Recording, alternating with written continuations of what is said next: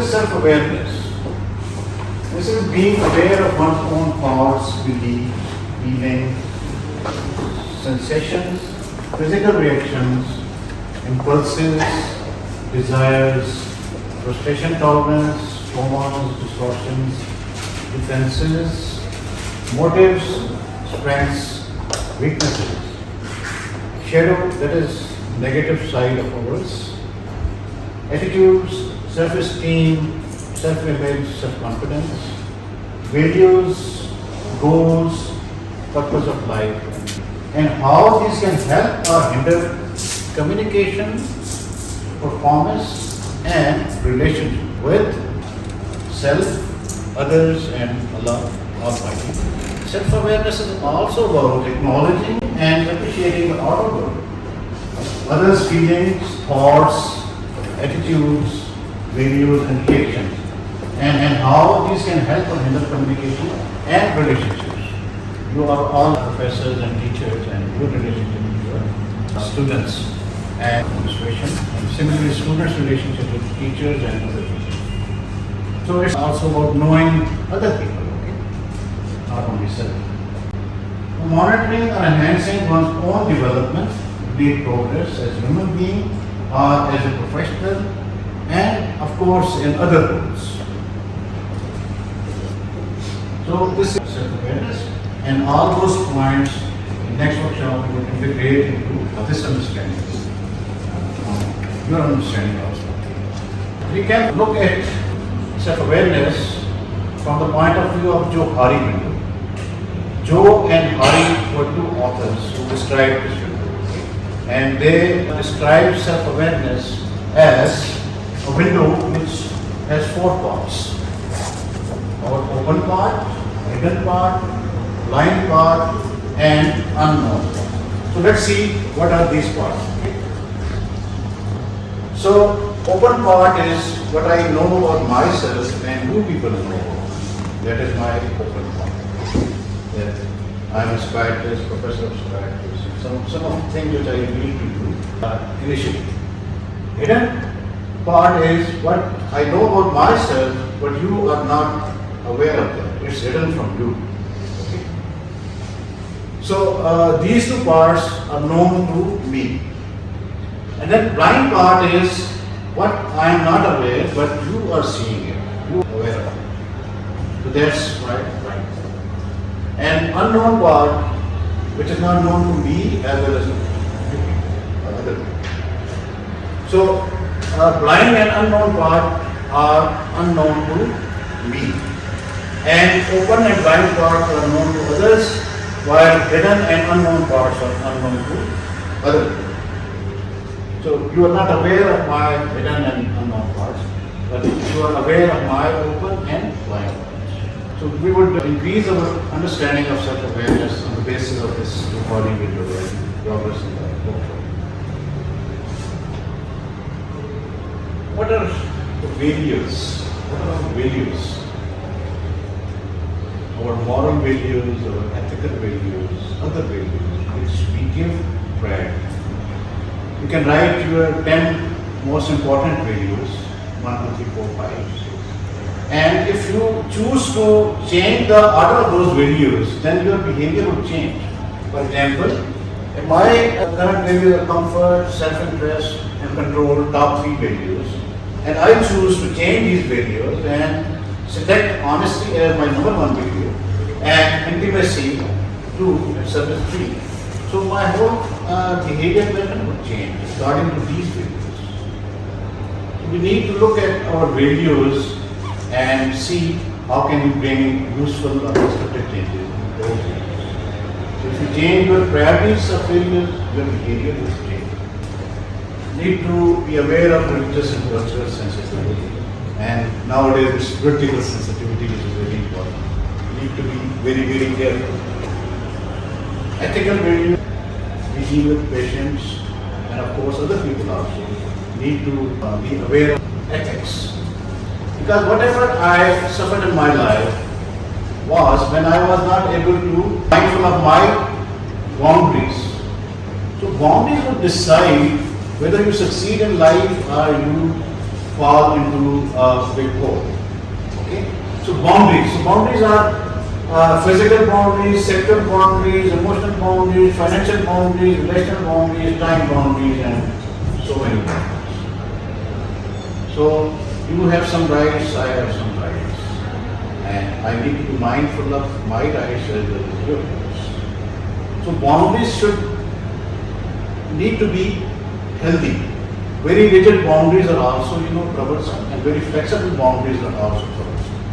And your boundaries are formed from your childhood, in the home that you were raised, the values that your parents taught.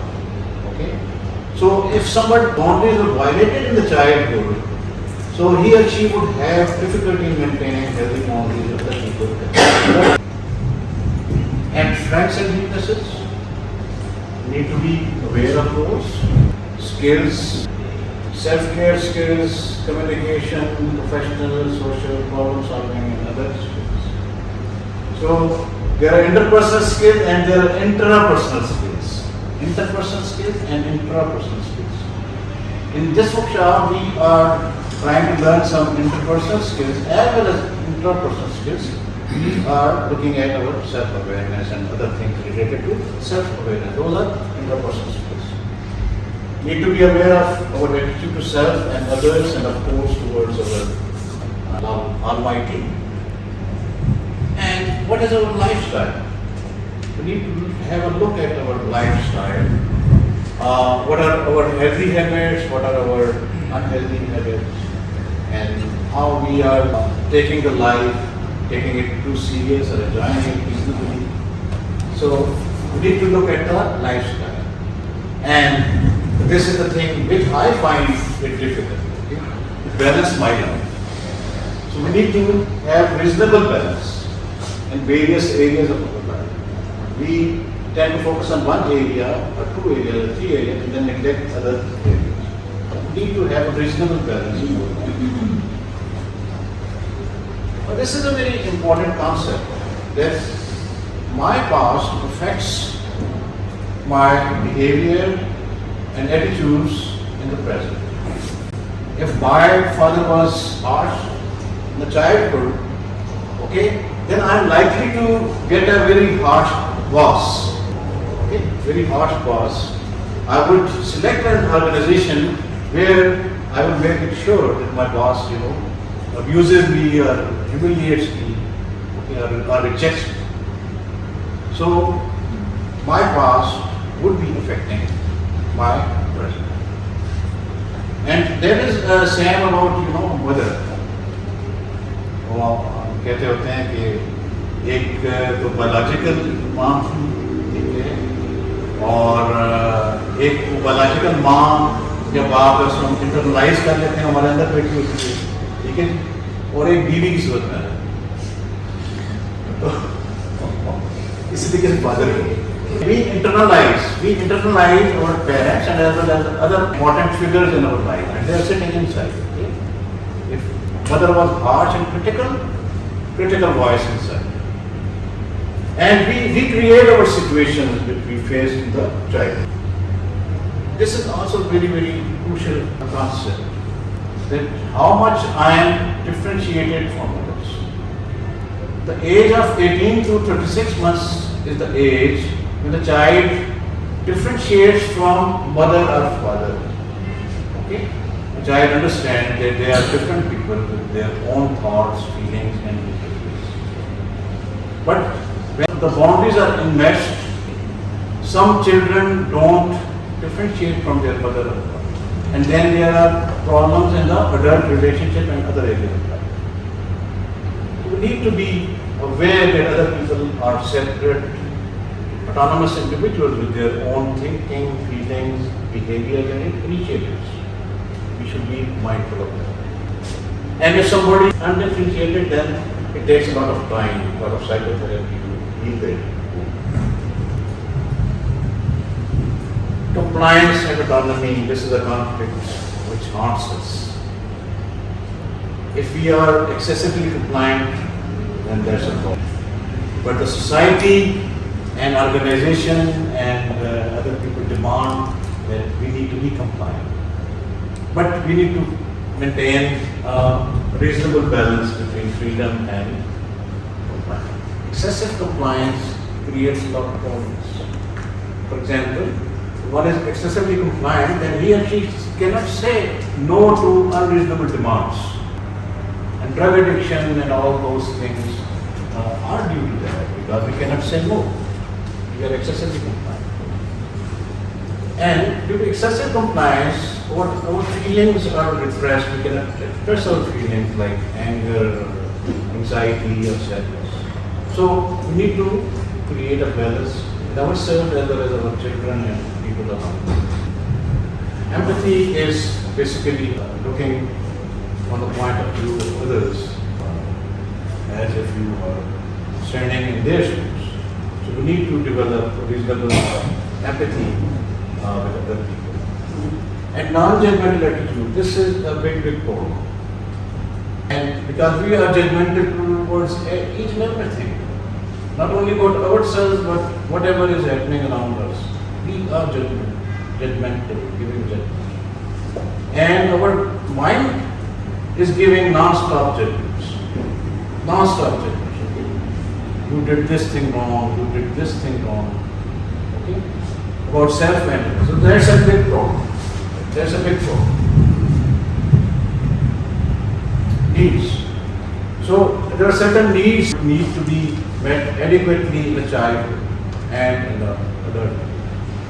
So if you are familiar with Abraham Maslow's hierarchy of needs. So these are the basic needs: security needs, love needs, and esteem needs, and then self-actualization.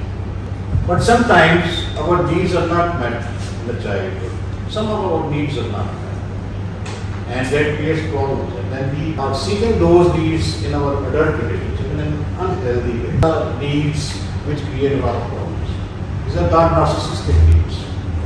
So if the mother or father don't appreciate or acknowledge children's experience, and they don't present an ideal sort of good enough sort of parenting, and the child is not reared in a family where his or her siblings are friendly. So these needs are not met, and in the adulthood, we are seeking these needs in other people in form of seeking excessive admiration, excessive praise, approval, and all those things. And we idealize and devalue people. This is because we have a narcissistic wound, and to cover that narcissistic wound, we become grandiose and idealize some person and devalue others. So that's basically our narcissistic wound arising from our unmet needs in the childhood. So that's a sort of defense between curiosity and idealization and devaluation. Our ego deals with the reality, and we need to develop certain capacities to function adequately in the world. Some of the key capacities are impulse control, reality testing, frustration tolerance, and affect regulation. To regulate your different feelings like anger. And we have wishes, drives, and these create a lot of conflicts. We need to be aware. मैं ये करूँ ना करूँ, ख्वाहिशात, आर्ज़ुएं, Professor Kamran, lot of conflicts, and these try to understand that most of our mind is unconscious. About 73% of our mind is unconscious. So these are basically unconscious conflicts and drives. Okay, they are causing a lot of conflicts.